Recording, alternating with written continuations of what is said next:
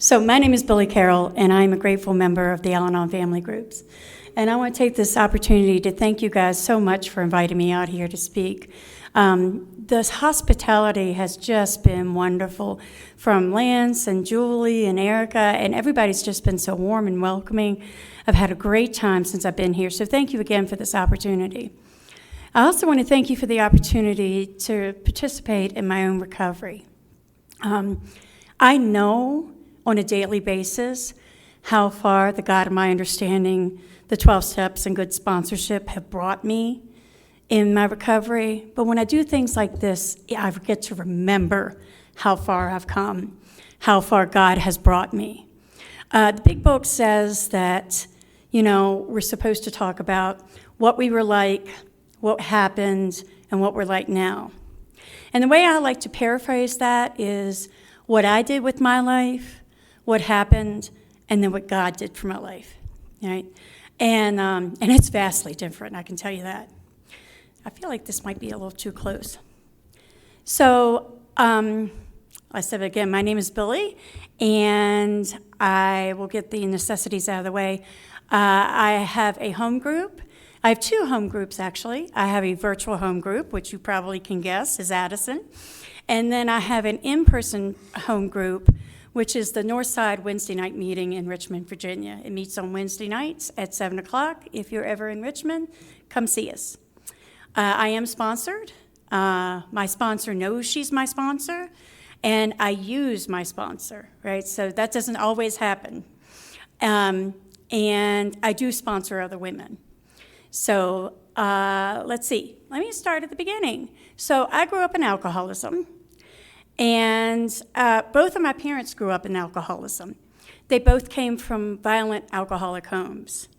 And when I used to give a talk like this, what I'd say is, I grew up in alcoholism. It was better than some, worse than other homes. And what I didn't know I was doing at that time was I wasn't owning what happened in my childhood.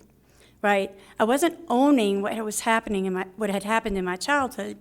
And I want to say probably 2018, I went through the steps in a different way that was strictly focused on my childhood. And I got to own what happened. And what I learned in that is I can't give anything to my higher power unless I first fully own it. Right? So I can't give the hurts and the resentments and things like that to my higher power until I first own it. And I hadn't done that with my childhood. Again, it was better than some and worse than others. I grew up with a father who, the day he found out my mom was pregnant with me, he put the plug in the jug, he stopped drinking, he put the drink down, never found recovery. And the big book talks about irritable, restless, and discontent, and that's exactly what I grew up with.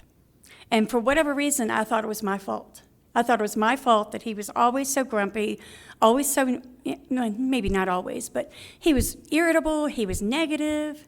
My mother, on the other hand, she was not an alcoholic, but my family used to call her the matriarch of the family. And what I've learned since I've been in Al-Anon is that is a code word for making somebody else your higher power, usually a female. Because in her family and in our nuclear family, she was our higher power, right? She was going to orchestrate, manage, control everything. So that's the household I came out of. About the time I was 11 or 12, my parents split, and I went from being kind of a spoiled only child to being a latchkey kid. And I didn't know what to do with that. And so I started acting out. And one of the ways I acted out is I started my journey in disordered eating. And I have several eating disorders. They were not fully arrested until probably about 13 or 14 years ago when I surrendered into another program. And then in high school, I found something else that was even more fun as a distractive, and that was guys, right?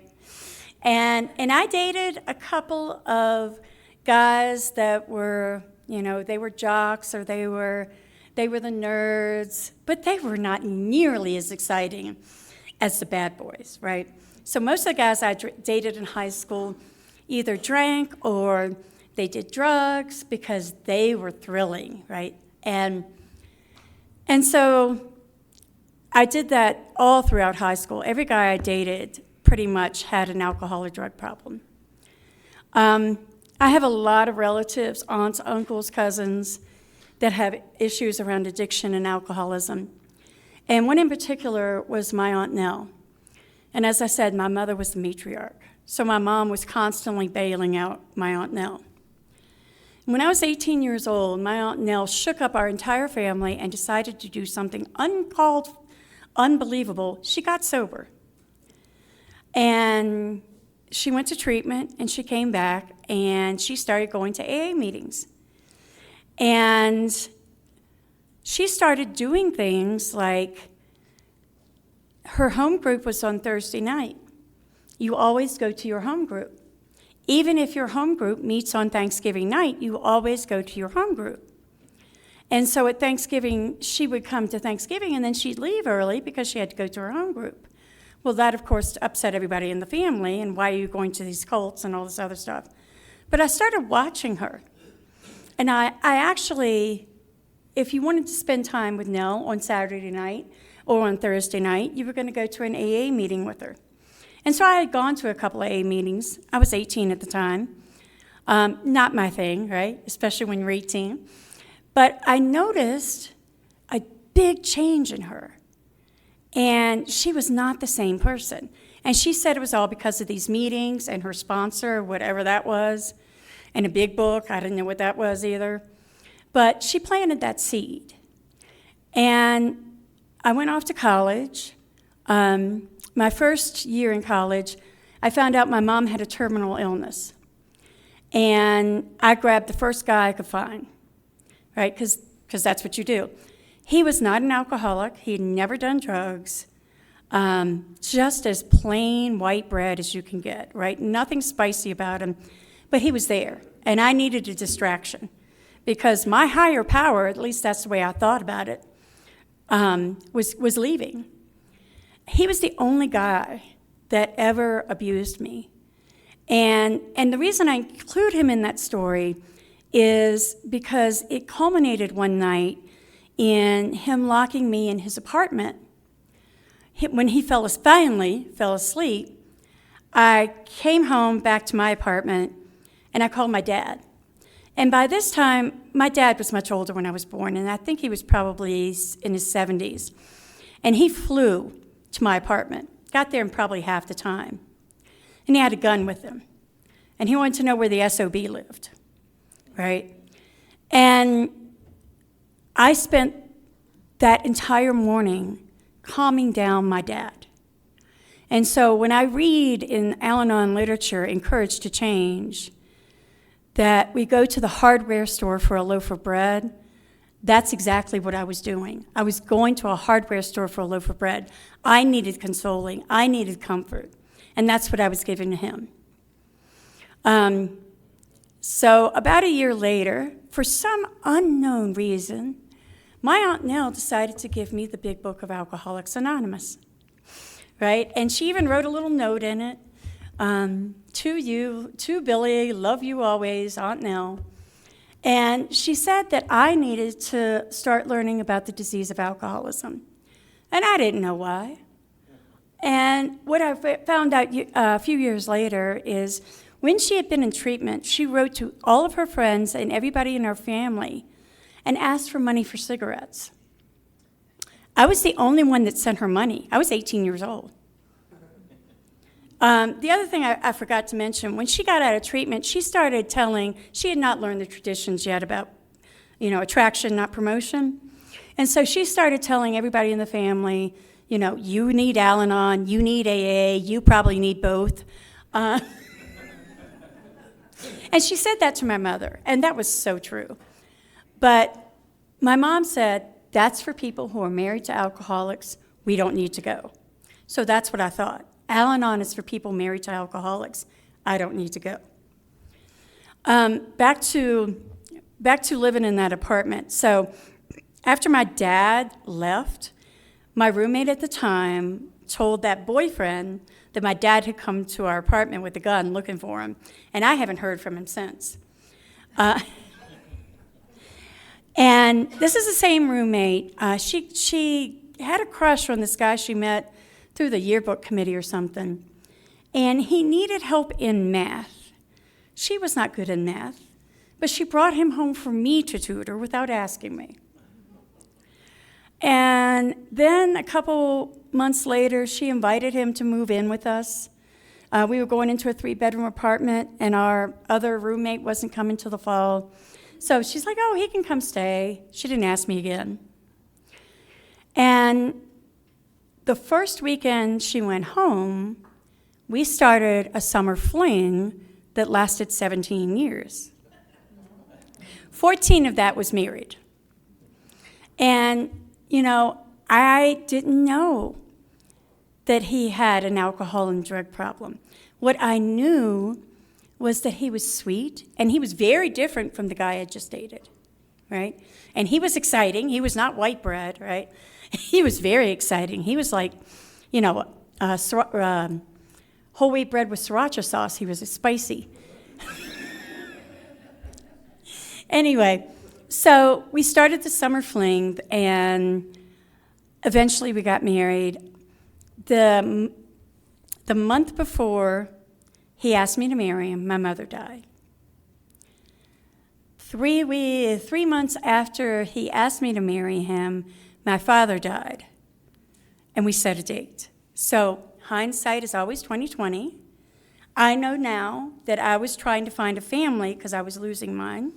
That is not necessarily a good reason to marry somebody, but you know, we started this life. And the way that I like to say it is I do believe that our hearts fell in love, but it was our diseases that got married. And we started the dance.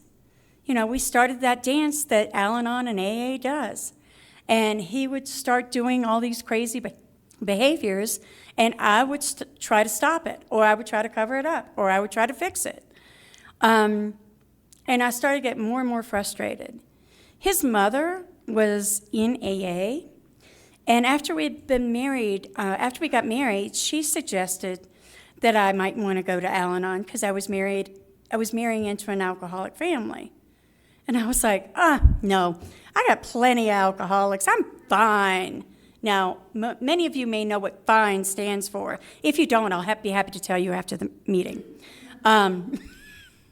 So we started this dance, and things started getting chaotic, and I'm trying to rescue and control somebody who does not want to be rescued and controlled. And then about 5 years after we got married, he decided, he had a degree in English. He decided he was going to go off to Korea to teach English. Teach English as a second language.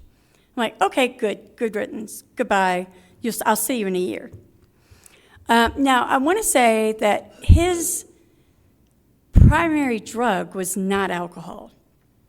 I was not going to marry an alcoholic because I had seen too much of that in my family. You know, I'd seen my aunts pour alcohol, hide keys, all that stuff. I was never going to do that. And I'm going to say that I never did do that. However, I have dismantled my own car so my husband couldn't go get drugs or alcohol. My father was a mechanic. I know how to do that. It's the same behavior, different details, right? Same behavior, different details. I dismantled his car. I hacked into our bank account, created a whole new different bank account. I did all kinds of behavior that was not the same, but the motives were, right? And so he goes off to Korea, and he can't find what he likes to use in Korea. And so he starts drinking, and he calls me drunk. And he calls me drunk a lot. And, oh, no, we're not having that. I am not going to be married to an alcoholic. It's okay to be married to a drug addict for some reason, but I'm not going to be. So this is the distorted thinking. And so I made up my mind that I was going to fix that. And back then, this is in the early 90s, in order to teach English in a foreign country, you had to have a degree and you had to be a native speaker. Now, I meet both of those qualifications. Here's the caveat. My degree is in fashion, and English was my worst subject in school. But I'm going to fly off and teach English to foreigners, right, to people in a different country. I knew nothing about Korea, didn't know the language, didn't know the culture, didn't know anything, but I'm going to go off and do this. And I ended up going, we made all the arrangements, I got hired, the whole thing. I'm on a 14-hour flight to Seoul, Korea, and I'm not thinking about, oh my goodness, I'm going to do a job I don't know how to do, or I'm going to live in a country that I don't know anything about. I'm going to live in a place where I can't speak the language. My whole thoughts were, how am I going to stop him from drinking? How am I going to get him to stop drinking? What can I do to make him stop drinking? 14 hours. Now that to me is a perfect definition of powerlessness. I was powerless over the ability not to try to fix him. Well, God will do for me what I cannot do for myself. And I get to Korea, and I have to focus on me for the very first time in my life. In order to survive and do this job, I have to focus on myself. And I hadn't done that before. And I loved living in Korea. I loved teaching. The first month I was there, I was actually voted by the students Teacher of the Month. My husband was not very happy about that. But I had to focus on myself. Now, I did a lot of things in Korea that made my fifth step more interesting, and I'm just going to leave that at that. But what I will say about that is I thought I had values, morals, and standards, but the disease of alcoholism doesn't care if you think you do.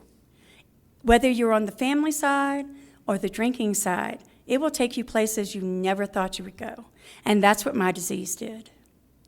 So while we were over there, my husband's mother died very unexpectedly, and we ended up coming back to Virginia.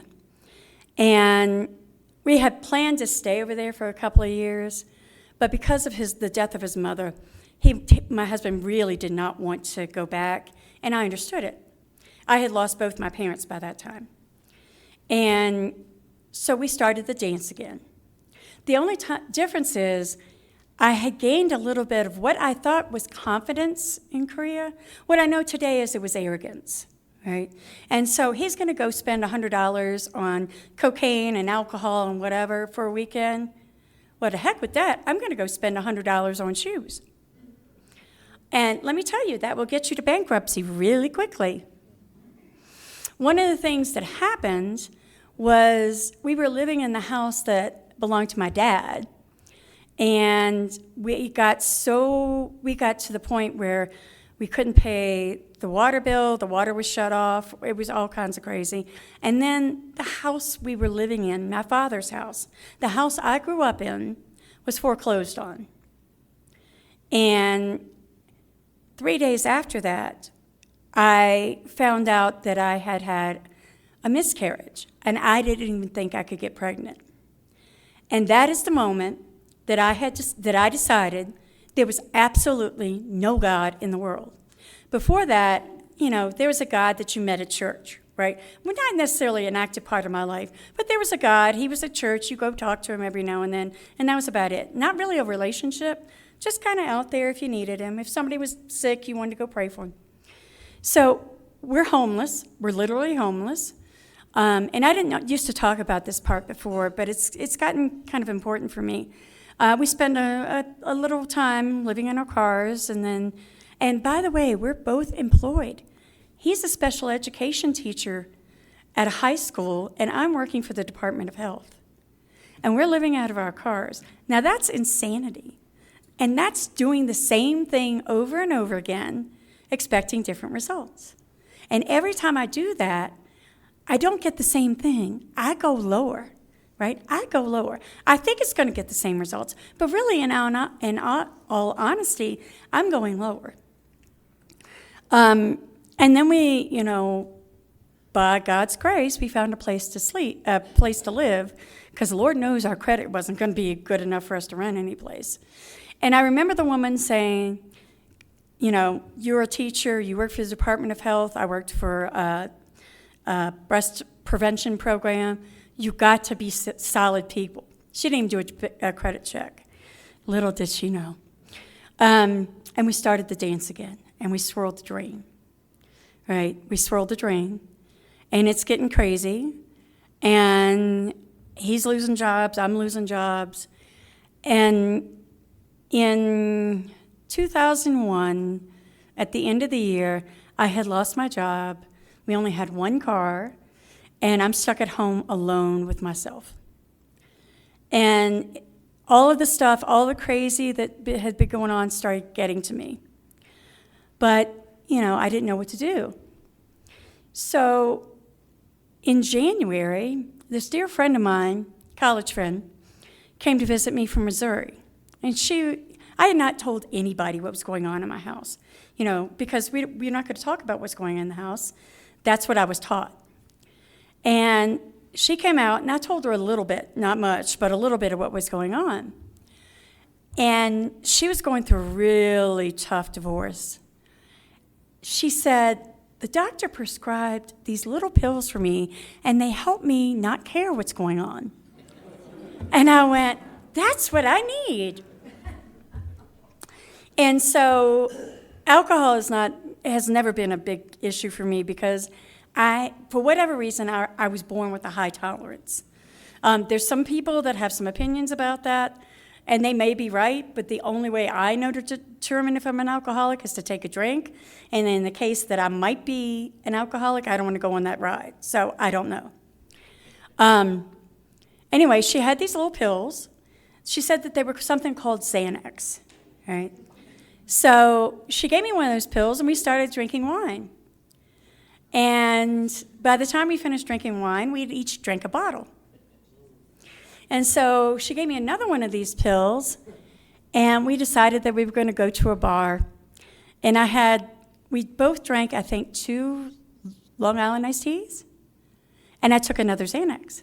And then I got the bright idea to get a tattoo. Yeah, and I'm grateful today. Right, I'm grateful today. And so we go to this tattoo parlor, and halfway through the tattoo, I turned to the woman and I said, can you please tell me when you start using the needles?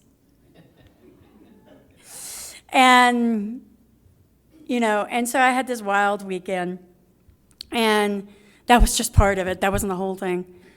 And Monday morning, she left on a Monday morning, and I woke up, and I realized I had become everything I disliked about my dad. I was irritable. I was negative. I'd become everything I disliked about my mom. I was controlling. I was trying to be the matriarch and tell everybody what to do. And now, God, I was trying to be like my husband, and I was using drugs and alcohol to solve my problems. And I bought a book that's not conference approved. And I don't know why I bought that book. I can't tell you today. But I read it, and in the book it had a test. And it had 20 questions. And for the first time in my life, I was 35 years old. For the first time in 35 years, I think I was truly honest. And it had 20 questions. It was yes, no, and I answered 18 yes. And I flipped the page, and the page said, if you've answered 2 or more of these questions, you may need to go to Al-Anon. Now, I am stubborn, but I am not stupid.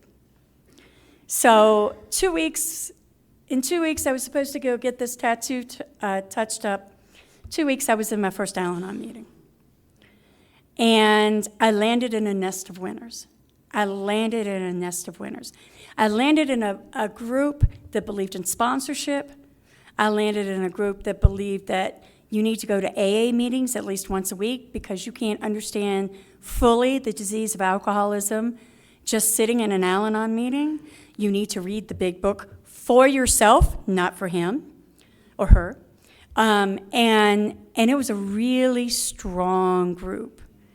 And my first meeting, because of my Aunt Nell and because of my mother-in-law, I knew Al-Anon had nothing to do with him. I came into Al-Anon knowing full well that that man would never draw a sober breath. We talk a lot about expectations in Al-Anon. Well, there are the expectations where we think things are going to go our way, but there's also negative expectations. And that was a negative expectation. And so I sat in that church parking lot more nervous than I was the day of my wedding, because I knew this program was for me. I knew, because of my Aunt Nell, that this was a commitment, and I knew that the 12 steps transformed your life. And so I was, like I said, I was more nervous than I was the day I got married. And I go into this meeting, and I am in full rage. One of the things I left out, and it's an important part of my story, when I got back from Korea, I said I had arrogance. And one of the things that happened in my household is there was a lot of domestic violence, and it wasn't from him. I was the one that was doing the abusing, and I'm not proud of that. I don't condone that. I've done a lot of amends to him, and I've done a lot of living amends. But I felt so powerless, I didn't know what to do, so I was lashing out in the only way I knew. And I had that same rage in my first Al-Anon meeting.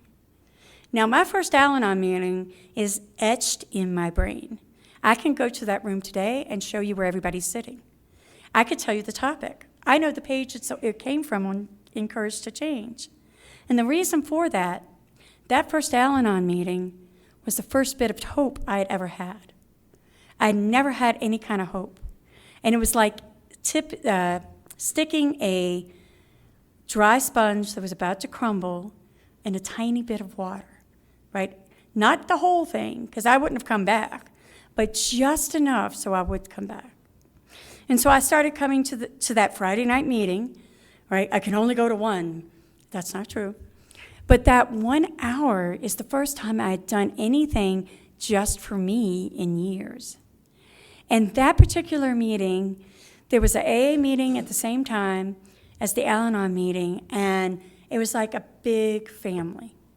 It was a big family. And there were several people in the AA meetings that kind of took me under their wing. There was a guy I quote often, his name was Al, who was like my dad. Al was amazing. And one of the things they told me as soon as I got there is, don't make any major changes unless your life's in danger for the first 6 months. The other thing I was told is, put the same amount of effort in your recovery as you did into trying to fix him. And that was powerful for me, because I'd spent a lot of time trying to fix him. And when I came in, I was like, I just wanted you guys to tell me to divorce him, right? Just divorce him, kill him, something. I'm good either way. There might be less paperwork if I kill him. But and 6 months later, our marriage had changed. Our marriage had changed. And nothing had changed about him. Nothing had changed about him. If anything, his use got worse. But I had changed. And that changed our marriage. And about a couple months after that, he lost his job, one of his jobs, and he was stuck at home. And I was frantic because I was like, if I'm supporting him, aren't I enabling him? And one of the things my sponsor said is, do you have to have a place to live? Do you need electricity? Do you need food? Well, if those are things that you need too, then no, you're not enabling him. So, I paid for the basics, but like I didn't buy his cigarettes, I didn't buy his Pop-Tarts or whatever it was. And I definitely didn't buy drugs or alcohol. And he got bored, and he started reading How Al-Anon Works, my copy. And he calls me, I'm at work, and he's like, the next time you go to an Al-Anon meeting, can I go with you? And I'm frozen. And I was like, I'll call you back. And I hung up on him. And I called my sponsor. I'm like, Paul wants to go with me to the Al-Anon meeting. What do I do?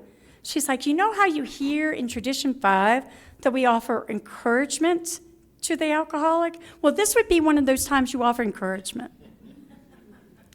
So he did. He came to an Al-Anon meeting with me. And then he wanted to start coming more often. I'm like, no, they're mine. They're mine. And I said, and I talked to my sponsor about it, and she's like, just tell him he needs to find his own.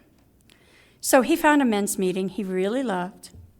And this is where God will, God is not limited by my lack of imagination. That's one of my favorite quotes from Courage to Change. So he starts going to this Al-Anon men's only meeting, and he finds this guy that he loves and wants him to be a sponsor. And he asks him to sponsor him. Well, this guy is also in AA, and he doesn't know it. And so the guy said, I'm happy to sponsor you, but you got to get sober. And so he did. And I'm sitting there going, what? Because I had this expectation. What am I going to do if he's starting to get sober? And my sponsors just said, you're going to go double up on your meetings, and you're going to stay out of his business. It's not his recovery, it's yours. It's not your recovery, it's his. And so he starts working with this guy, and I would love to say that it lasted. It did not. But it was more sobriety than I ever thought he would have. Well, when he went back out hard. And I had only set one boundary at this time. And that boundary was, I'm not going to live with the illegal drugs I'm not going to live with the illegal drugs in the place I live. If I need to move out, great, but I'm not going to do that. I'm not going to live in that kind of fear. And he promised me that he would not. I said, I know I'm not going to try to stop you, but I don't want to live with that stuff in the house. So he promised me he would do everything outside of the house. So one Sunday night, I go to bed, and he said he wanted to set up the coffee maker or something.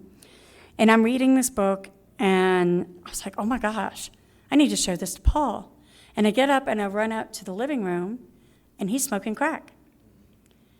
And I didn't get mad.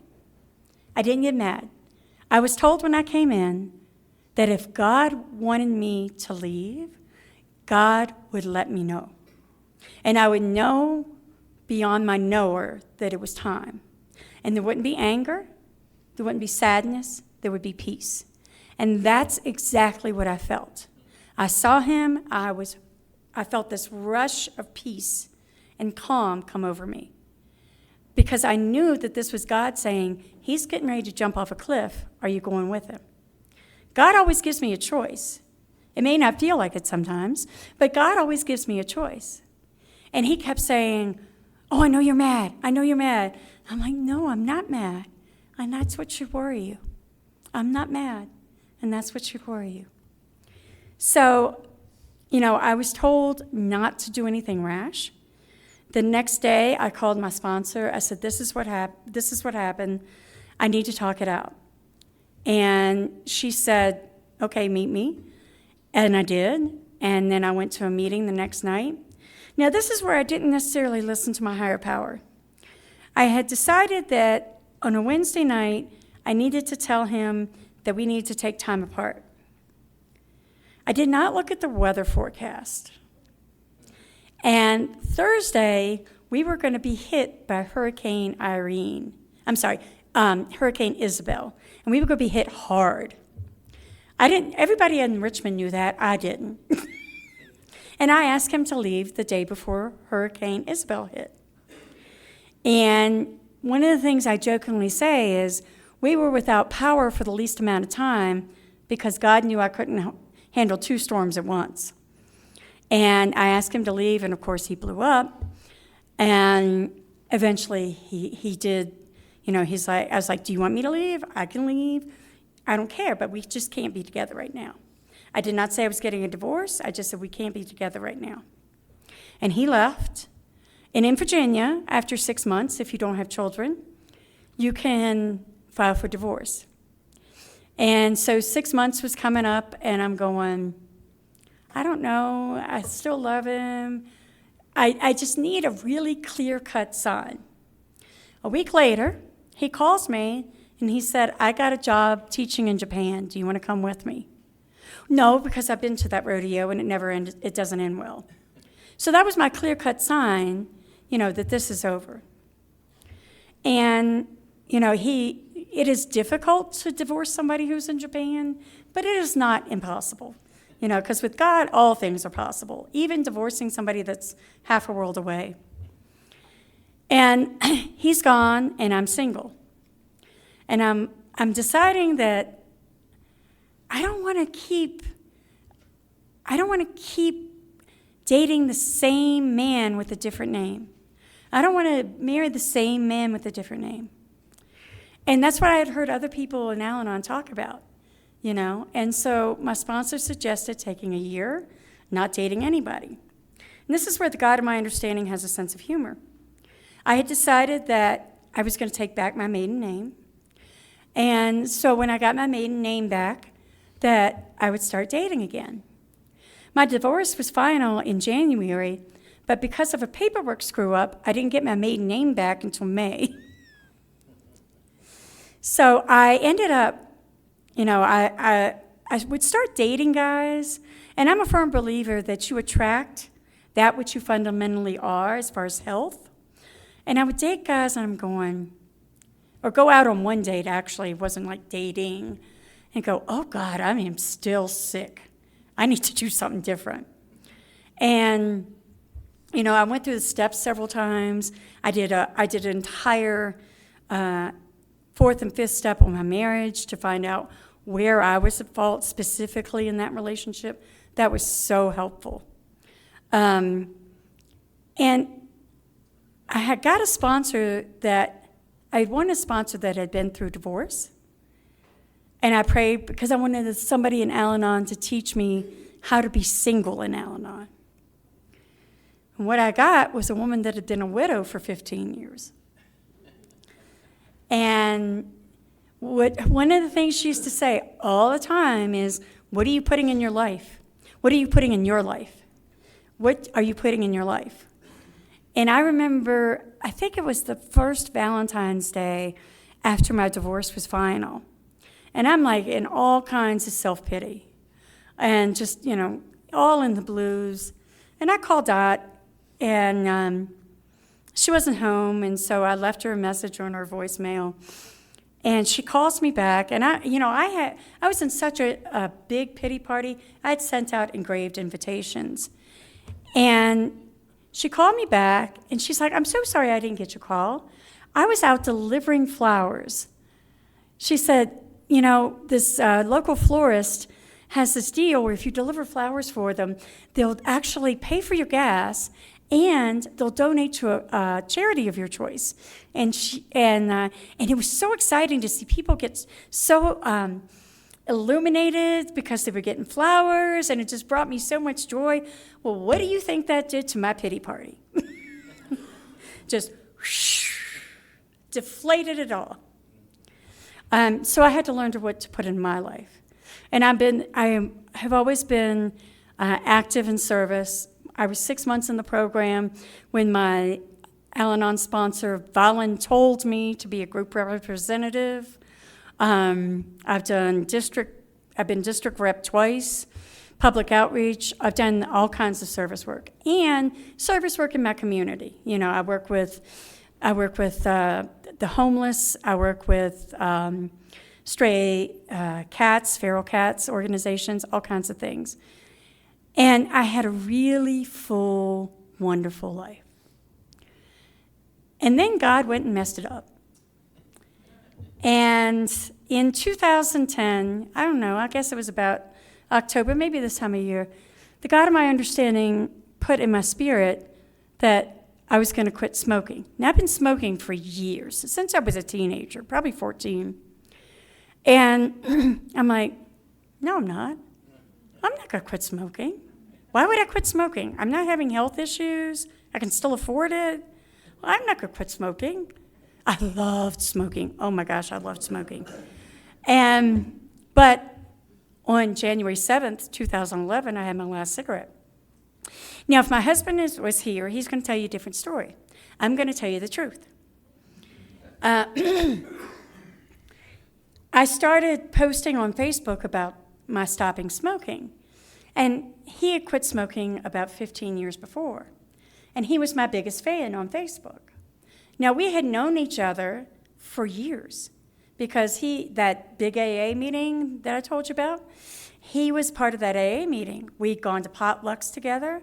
We'd gone to eating meetings. We'd done all kinds of things as a group. Never, ever any kind of romantic interest for either one of us. And about 90 days after I'd stopped smoking, he gave me a red chip to celebrate not smoking for 90 days. And this is where I say the brainwashing started. Because, and this is my story. If you want to know his story, invite him out here. I carried that red chip with me everywhere. And I would get to that point where I was like, oh God, I really want a cigarette. And I would pick up that red chip and go, okay, I can make it a little longer. And then it would be, well, isn't David sweet for giving me this? And then he gave me a golden chip at 6 months. And then 2 weeks later, he asked me out on a real date. And then when I hit 9 months, he gave me his 9-month chip that he got when he got 9 months of sobriety. And so we dated pretty much in secret for a while because we had so many mutual friends. You guys know how that goes, right? You don't want to be dating in a fishbowl. But when people found out, everybody was like, we would have never put you together, but it makes sense. And we went to a AA conference, AA Al-Anon conference at Virginia Beach in February of 2012, and he asked me to marry him. And I of course, I said yes. We had no money for a big wedding or anything, so we're like, we'll just have a small wedding. Just a small wedding, a few close friends, family, that kind of thing. But we're in AA and Al-Anon, and that's not acceptable, right? And so we would tell people, we're engaged and we're just going to have a small wedding. And they would say, oh, we understand, just tell us where it is. Well, after you get about 50 people telling you that, you're like, oh, well, we might not be having a small wedding. But what happened is AA and Al-Anon stepped up, and they gave us the wedding, right? So my sponsor at the time made the wedding cake and the groom's cake. And, I had another friend who designed and printed the invitations, and another friend that did the photography and the flowers and all of that. And our small wedding ended up being 349 people. And, we paid for the postage, I paid for my dress, but pretty much AA and Al-Anon threw us that wedding. Even the pastor of the church that we got married at, the church where he gave me that first red chip, right? And the pastor heard the story, donated the church, donated the facilities, all of that stuff. We ran out of jobs for people to do.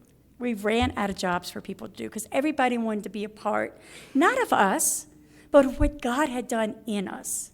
It wasn't about us. It was they had seen me grow in my relationship with God and how God had transformed me, and they saw how God had transformed him and how the promises had come true by bringing us together. And, we've been married for 13 years now. He gave me what I think is the formula for successful relationship. We do not do this perfectly.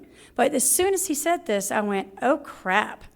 That's not really what I said, but I'm not going to say what I really said. Because it rang so true. So what we practice in our marriage is that we are honest with each other, we are true to ourselves, and we keep God in the middle. Right? We keep God in the middle. And that has worked for us. That has worked well for us. And it, like I said, it has not been perfect. But I want to skip ahead just a little bit. So in 2015, David and I are married. We're doing well. We just bought a house in a neighborhood I wanted to live in. It's not a big house. It's just a simple house. But it's in a place I really like. I had this job that I thought I was going to retire from. I had arrived, right? So if you know your big book, you know that's a dangerous word, right? Whenever I think I've arrived, I'm in ego big time. And I was driving to work, and I got hit from behind. Traffic was stopped, and somebody hit me going 55 miles an hour. And that job that I loved, I couldn't do it anymore. That job I thought I was going to retire from. And I was devastated. And during that time period, I've been practicing yoga, like on and off since I was 19. And I was practicing with this yoga teacher that I love dearly. And she kept saying, you need to be a yoga teacher. I'm like, I don't need to do that. And so after this accident, after I had recovered some, she came over to my house just to do some yoga with me, some restorative yoga, try to get my joints moving again. And she brought up being a yoga teacher, and then she said it in a way I heard it. She's like, I'm going to clean it up for you guys. She's like, you are a bleeping yoga teacher. Go get your bleep, bleep certification. And I heard that, because sometimes God needs to use people in different ways so I get the message. And then she immediately apologized, because she doesn't talk like that. But that got my attention. And so I ended up, as a result of that, I ended up getting to go to India to study. And, I went over to India for 5 weeks to study yoga. Didn't know a soul, but guess what? God went with me everywhere I went. And that's what made the difference. I knew, wherever God guides, God will provide. I've heard that before. The one I prefer is, if it's God's will, it's God's bill. That's my preference. And, it went smoothly. It wasn't perfect. It went smoothly. And I came back here, and I started teaching. I never in a million years thought I'd ever be teaching yoga, especially starting that kind of profession at age 50. No. Well, not quite 50. And so I've been doing that for about the past 10 years. And it is far better than anything I could have ever imagined. And so what I've learned over the years is what I think I love, what I think I deserve, is God's floor. What God has for me is the ceiling, and I can't even imagine what that is. But I have to be willing to give up that thing I think is the best so I can get God's best. And that is what my life has been. It's not, we are not millionaires. We don't have all this prestige or anything like that. We have a good life, though. We have a full, rich life. There was a woman named Mady, and one of the things that she taught me is the disease of alcoholism is the disease of chaos and grandiosity. And the goal of recovery is to learn how to live a simple life. And so whenever I start making big plans or thinking that I've arrived or start thinking I need to call them, some of you know who them are or you have a them, that's me getting in my disease. And I need to come back to simplicity. I need to come back to right here, right now. Where is my God right now? Am I with my God right now? No, I am with somebody who's not even in the room having an argument, right? And my life has been so different than anything I ever thought would be possible. Not because of what I have, not the material stuff, but I have peace today. I have joy today. I can laugh like Lance said. I couldn't laugh like that before. I can laugh with my whole body.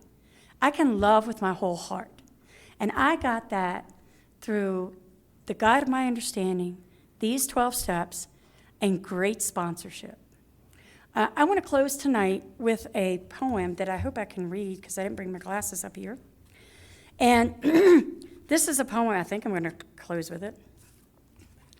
This was a poem written by somebody in Richmond AA.